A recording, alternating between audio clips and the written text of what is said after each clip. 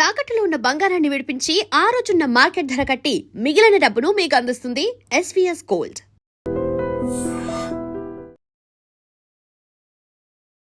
నమస్కారం, మీరు చూస్తుంది ఐ డ్రీమ్. నేను మీ కీర్తి.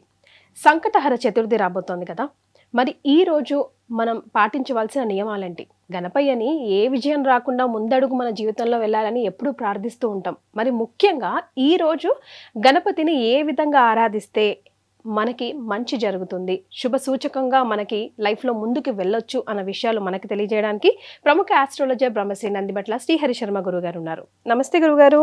వాగర్థావివ సంపృక్తౌ వాగర్థ ప్రతిపత్తయే జగతః పితరౌ వందే పార్వతీ పరమేశ్వరౌ. ఆదిత్యాయ చ సోమాయ మంగళాయ బుధాయ చ గురుశుక్ర శనిభ్యశ్చ రాహవే కేతవే నమః.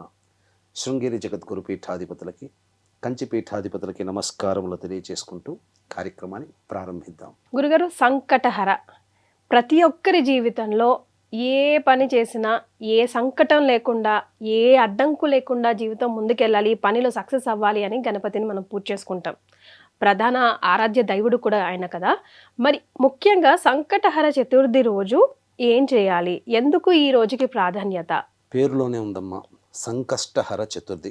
సంకట లేదా సంకష్ట ఎలా అయినా అనొచ్చు కదా గురుగారు. కష్టములు. హర అంటే నశించిపోయేది, చతుర్థి అంటే ఆ తిథి రోజున. కాబట్టి మనకు ప్రదోషకాల సమయంలో చేసుకునేటువంటి పూజలు ఏవైతే ఉంటాయో అందులో ఇది ఒకటి. అనగా మనకు శని త్రయోదశి, శనివార ప్రదోష కాలంలో చేసుకునేటువంటిది ఎలాగో ఇది కూడా ఈశ్వరార్చన ఎప్పుడు కూడా ప్రదోష కాలంలో చాలా యోగ్యమైనటువంటి ఫలితాలను ఇస్తుంది. సంకష్టహర చతుర్థి అనేటువంటిది మనకు వరద చతుర్థి, సంకష్టహర చతుర్థి, వినాయక చవితి అని 3 రకాలుగా ఉంటుంది. అమావాస్య వెళ్ళిన తర్వాత వచ్చే చవితిని వరద చతుర్థి అని అంటారు. పౌర్ణమి వెళ్ళిన తర్వాత వచ్చే చతుర్థి తిథి రోజున ఉండేటువంటి దాన్ని సంకష్టహర చతుర్థి అంటారు. అయితే మనకు ఉన్నటువంటి అన్ని పండుగలలో సూర్యోదయానికి ఏ తిథి ఉంటే ఆ తిథి సంబంధించి చేసుకుంటే, కొన్ని తిథులలో మాత్రం ప్రదోషకాల సమయానికి ఉన్నప్పుడే ఆ యొక్క తిథిని చేసుకుంటారు. కాబట్టి ప్రదోష కాలానికి సంబంధించి చెవి తిథి ఉన్నప్పుడు మాత్రమే ఆ రోజుని సంకష్టహర చతుర్థిగా పౌర్ణమి వెళ్ళిన మరుసటి చతుర్థి రోజున జరుపుకుంటారు. కాబట్టి ప్రతి నెలలో కూడా వస్తుంది. సంకష్టహర చతుర్థి వ్రతాన్ని ఎవరైతే ఆచరిస్తారో వాళ్ళ యొక్క సంకల్పం అచిరకాలంలో నెరవేరుతుందని చెప్పడంలో ఏమాత్రం సందేహం లేదు. ఈ యొక్క సంకష్టహర చతుర్థి వ్రతాన్ని ఆచరించిన పురాణ పురుషులు ఎందరో తమ యొక్క కోరికల్ని నెరవేర్చుకున్నారు. మనకెంతసేపటికి పురాణాల్లో అన్నీ ఆ పురాణ పురుషులు విజయాలు సాధించారు అని మాత్రమే మనం గొప్పగా చదువుకుంటాం. కానీ ఆ విజయానికి కారణమైన మనస్సంకల్పము, ఆత్మవిశ్వాసము, పోరాట పటిమ, ప్రయత్నము, ఓడిపోకుండా దీనికి తోడు అదృష్ట రూపంలో ఉండే దైవ అనుగ్రహము, ఇవన్నీ చూసుకొని వాళ్ళందరూ కూడా గొప్ప విజేతలయ్యారు. ఉదాహరణకి చెప్పాలంటేనమ్మా, ధర్మరాజు శత్రువుని జయించాలనే ఉద్దేశంతో ఈ యొక్క వ్రతాన్ని, రాజసూయ యాగాన్ని చేయడానికంటే ముందు ఈ యొక్క వ్రతాన్ని ఆచరించి శత్రు సంహారం చేసి రాజసూయ యాగాన్ని చేశాడు. అలాగే రుక్మిణీదేవి తన కొడుకు అనిరుద్ధుడు బాణాసురుడి చెరలో ఉంటే వెళ్ళి రక్షించబడ్డాడు ఈ యొక్క వ్రతం చేసిన మహిమ వల్ల. ఇంకా చెప్పాలి అంటే వాలి చెరలో బంధింపబడినటువంటి రావణాసురుడు వాలి చెర నుంచి బయటికి రావాలి అని ఈ యొక్క వ్రతాన్ని ఆచరించి వాలి నుంచి తప్పించుకోగలిగాడు. మళ్ళీ మనకు అహల్యాదేవి త్రేతాయుగంలో కనబడుతుంది. శాప విమోచనం కలిగిన తర్వాత ఈ యొక్క వ్రతాన్ని ఆచరించి గౌతముని చేరింది. అంతేకాకుండా నలదమయంతులు తెలుసు పురాణ పురుషులు. దమయంతి కూడా ఈ వ్రతాన్ని ఆచరించి నలుని మళ్ళీ తిరిగి పొందగలిగింది. ఇలా ఒకటా రెండా, అన్నిటికంటే మించి సాక్షాత్తు దత్తాత్రేయుడి శిష్యుడు కార్తవీర్యార్జునుడు దత్తుడు ఉపదేశించాడు ఈ వ్రతాన్ని చేయవయ్యా అని చెప్పి. కాబట్టి అపర శత్రుంజయుడిగా పేరుగాంచాలి, శక్తి రావాలనే ఉద్దేశంతో కార్తవీర్యార్జునుడి యొక్క వ్రతాన్ని ఆచరించడం వల్ల గణేశుని యొక్క అనుగ్రహం వలన సహస్ర బాహువుల్ని పొందగలిగాడు. ఎంతో మహిమాన్వితమైనటువంటిదమ్మా ఈ యొక్క సంకష్టహర చతుర్థి. ప్రధానంగా ఈ యొక్క వ్రతాన్ని ఆచరించే వాళ్ళు ఎలా చేయాలి గురుగారు, అసలు విధానం కూడా తెలియజేయండి.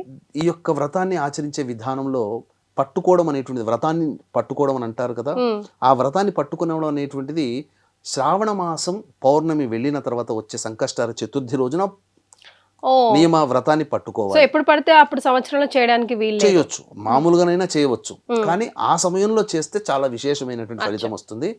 అంతేకాకుండా దీనికి ఒక మా పురాణాల్లో ఒక గొప్పది ఏంటంటే మాఘమాసము సంకష్టహర చతుర్థి మంగళవారం కలిసి వస్తే అబ్బబ్బబ్బా దాని మహిమ వర్ణించలేమట. ఆ రోజున గనక సంకష్టహర చతుర్థి వ్రతాన్ని ఆచరిస్తే అస్సలు తిరుగంటూ ఉండదట. ఓ మనం బుధవారం అనుకుంటాం కదా గురుగారు, జనరల్ గా వెడ్నెస్డేస్ చేస్తాం. బుధవారం గణేశుడికి ప్రీతికరం, కానీ కొన్ని ప్రత్యేకమైనటువంటి తిథుల కలయిక, వారాల కలయిక వచ్చినప్పుడు అది అద్వితీయమైనటువంటి ఫలితాలను అందిస్తుంది. మంగళవారము, మాఘమాసము, సంకష్టాల చతుర్థి కలిసి రావడం అనేది చాలా అరుదుగా వస్తుంది. కాబట్టి వీక్షించేటువంటి మన ఐడ్రీమ్ ప్రేక్షకులు ఈ యొక్క విషయాన్ని గుర్తుపెట్టుకుని చక్కగా ఆచరించుకుంటే మంచిది. సాధారణంగా ఎప్పుడైనా చేయవచ్చునమ్మా.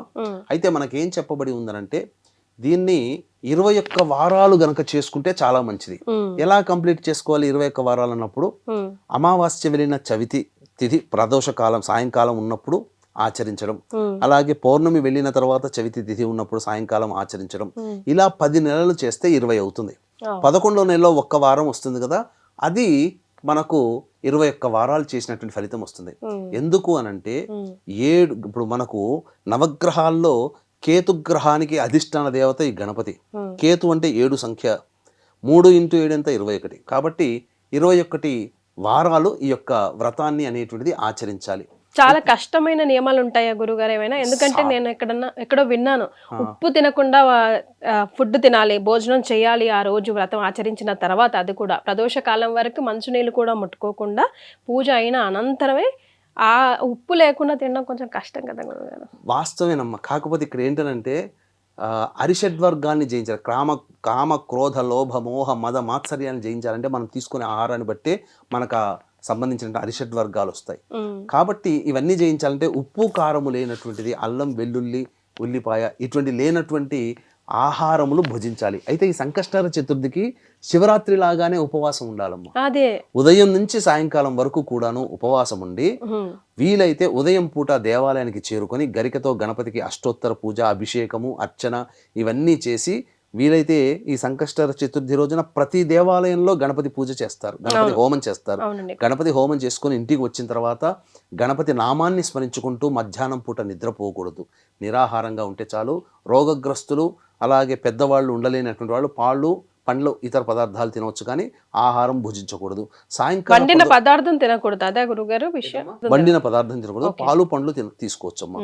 సాయంకాలం వరకు కూడా ఉండి మళ్ళీ ఆ యొక్క సాయంకాలం నాడు కాలకృత్యాదులు, కాళ్ళు చేతులు మొహం కడుక్కొని చక్కగా ఆ యొక్క దేవాలయ మంటపం అనగా దేవుని మందిరంలో, మన ఇంట్లో పూజా మందిరంలో కానీ ఎక్కడైనా కానీ చక్కగా పూజా మందిరంలో ఆ యొక్క ప్రదేశాన్ని శుద్ధి చేసి షట్కోణము కానీ చతురస్రము కానీ ఆ బియ్య పిండితో కానీ పసుపుతో కానీ వేసి దాని మీద ఒక చక్కటి పసుపు రంగు బట్ట వేసి ఆ యొక్క షట్కోణం మీద కలశ స్థాపన చేయాలి. ఆ కలశానికంటే ముందు కానీ కలశం మీదనైనా కానీ మనకు మామూలుగా అరటి సంబంధించినటువంటి ఆకులు కానీ చుట్టుపక్కల సత్యనారాయణ వ్రతం ఎలా చేస్తాం అరటి బోదెల్లాగా పెట్టుకోవాలి. మామిడి ఆకులు వేసి దాని మీద కలశము, కొబ్బరికాయ, జాకెట్ పీసు, ముందర స్వామివారి విగ్రహం వెండిదైనా ఇత్తడిదైనా అలాగే శ్వేతార్కమైన కానీ చేసి చక్కగా అలంకరణ చేసి అప్పుడు పూజ ప్రారంభించాలమ్మా. పూజ ప్రారంభించి సంకష్టహర చతుర్థి వ్రతాన్ని ఆచరించి 3 పిడికిళ్ళు బియ్యము అనేటువంటిది స్వామి దగ్గర మనం తీసుకోవాలి, పెట్టాలి. అంటే దారగా పోయాలి, పెట్టాలి. ఆ యొక్క పిడికిలో పెట్టినటువంటి దాన్నే ప్రసాదంగా చేసి ఆ స్వామికి నైవేద్యం. వచ్చే వారమా గురుగారు? అదే రోజు సాయంకాలం ఉదయం పూట దాన్ని 3 పిడికిలు గణపతి కోసమని ఉదయం పూట పక్కకు పెట్టి ఆ యొక్క పూజ అనంతరం మనం 3 పిడికిలు పెడతాం కదా, ఆ యొక్క ఆ 3 పిడికిళ్ళ బియ్యాన్నితోనే బెల్లం పాయసము, వీలైతే కొబ్బరి పాలు ఉంటాయి చూడమ్మా, మామూలు పాలు కాకుండా కొబ్బరి పాలతో కనుక పాయసం చేసి నివేదన చేస్తే గణపతి చాలా సంతుష్టిపడవుతాడు. అంతేకాకుండా దీనికి ఈ యొక్క గణపతి యొక్క వ్రతాన్ని ఆచరించడం ద్వారా గొప్పదైనటువంటి శక్తులు అంటే మాయలు మంత్రాలు కాదమ్మా, అనుకున్నటువంటి పని ఏదైతే ఉంటుందో అది చాలా శీఘ్రంగా నెరవేరుతుంది. నిజమే గురుగారు, మా ఇంట్లో విరివిగా చేస్తూ ఉంటారు అందరు, పెద్ద ఫ్యామిలీ కదా. ఏదైనా కోరిక అనుకున్నారా కంపల్సరీగా అసలు నెరవేరుతుంది. అంటే సంకల్పించుకొని మేము ప్రారంభిస్తామని ఆ రోజు మొదలు పెడితే చాలు, 21 weeks లోపలే సరిపోతుందమ్మా. పెద్ద కోరిక, సంతానం కావాలనుకున్న వాళ్ళు, ఉద్యోగం కావాలనుకున్న వాళ్ళు, ముఖ్యంగా వివాహం కావాలనుకున్న వాళ్ళు అందరూ కూడా ఆచరించవచ్చు. అలాగే మన హనుమంతుల వారు సీతమ్మ వారిని వెతుకే సందర్భంలో, లంకకు ప్రయాణమయ్యే సందర్భంలో గణపతి వ్రతాన్ని ఆచరించే, ఈ యొక్క సంకష్ట చతుర్థి వ్రతాన్ని ఆచరించే సీత జాడ తెలుసుకున్నాడు. ఇంతటి విశిష్టమైనటువంటిది. ముఖ్యంగా 21 మోదకాలు పెట్టాలి నైవేద్యంగా. 1 స్వామివారి దగ్గర పెట్టి 10 వచ్చినటువంటి ముత్తైదులకి భక్తులకి పెట్టి ఆ మిగిలిన 10 మనం తీసుకోవాలి ప్రసాదంగా. దీనికి సంబంధించినటువంటి కథ కూడా మనం ఆచరించాలమ్మా. అంటే ఏంటి కథను కూడా చదువుకోవాలి. పూర్వము ఇప్పుడు దీనికి సంబంధించి పూజా విధానానికి సంబంధించి పర్టికులర్ గా మీ దృష్టిలో ఏదైనా పుస్తకం ఉందా? ఎందుకంటే ఒక్కొక్క పుస్తకంలో ఒక్కొక్క విధి విధానం ఉంటుంది కదా. మనకు ఉన్నాయమ్మా. సంకష్ట చతుర్థి వ్రత విధానం అని గూగుల్లో వెతికినా దొరుకుతుంది, పుస్తకం బయట పూజా స్టోర్స్ లో దొరుకుతాయి. ఆ వ్రత విధానాన్ని ఆచరించి చేసుకోవచ్చు. కథ ముఖ్యము. పూర్వము శూరసేనుడు అనేటువంటి మహారాజు పరిపాలిస్తూ ఉన్నాడు రాజ్యంలో. ఇంద్రుడు ఒకానొక సమయంలో ఆ గణపతి యొక్క భక్తుల్ని దర్శించుకోవడానికి వెళ్ళి గణపతిని దర్శించుకుని వస్తూ ఆ శూరసేనుడి యొక్క రాజ్యం గుండా వెళ్తున్నప్పుడు ఆగిపోయింది. అన్నప్పుడు విమానం ఆగిపోయేసరికి ఎటువంటి ఇబ్బందులు లేకుండా నడుస్తున్నటువంటిది ఎందుకు ఆగిపోయిందని అన్నప్పుడు ఆలోచిస్తే, పాప పంకిలమైనటువంటి రాజ్యం గుండా వెళ్తున్నావయ్యా, కాబట్టి ఎవరైనా కానీ పుణ్యాత్ములు వారు వ్రతం ఏదైనా ఈ యొక్క సంకష్ట చతుర్థి వ్రతాన్ని ఆచరించి ఎవరైనా కానీ ధారపోస్తే నీ విమానానికి అడ్డంకు లేకుండా వెళుతుందనంటే ఆ విషయం పుష్పక విమానమే ఆగిపోయింది.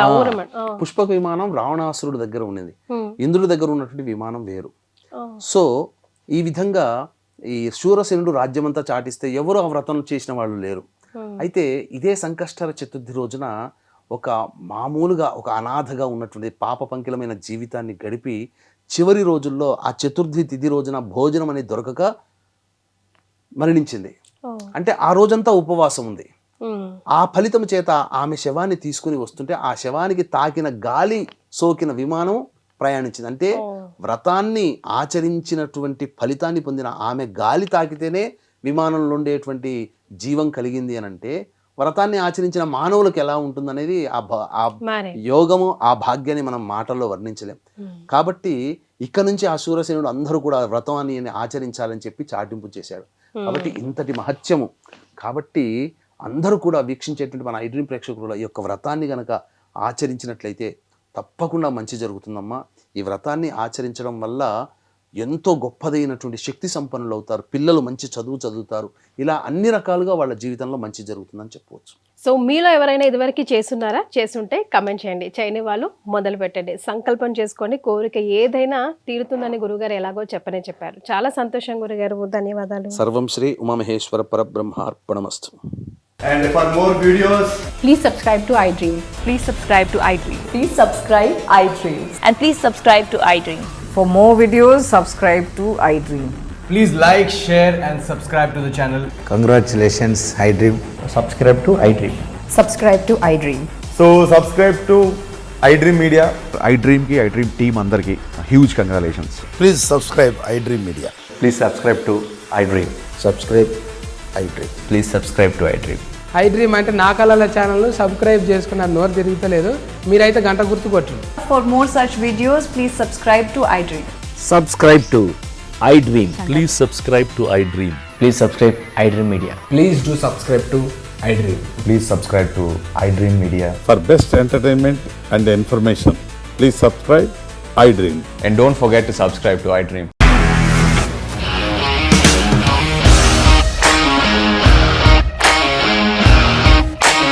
ఇండస్ట్రీలో కమిట్మెంట్ ఇష్యూస్ వస్తే నీకు కూడా వచ్చినట్టు మార్నింగ్ తీసుకెళ్ళాలంటే కొట్టి పడేసాడు.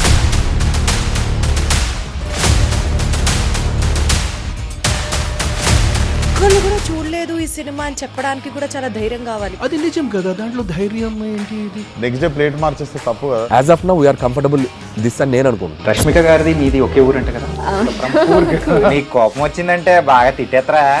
తిట్టేద్దామండి. నిజంగా గేమ్ ని ఎలా చేంజ్ చేయగలిగారు? ఏపీఎస్ఎఫ్సి వాళ్ళకి 6 నెలల్లో నేను 6 లక్షలు కట్టా. బిజినెస్ చేయాలనుకుంటే it is as difficult as riding a tiger.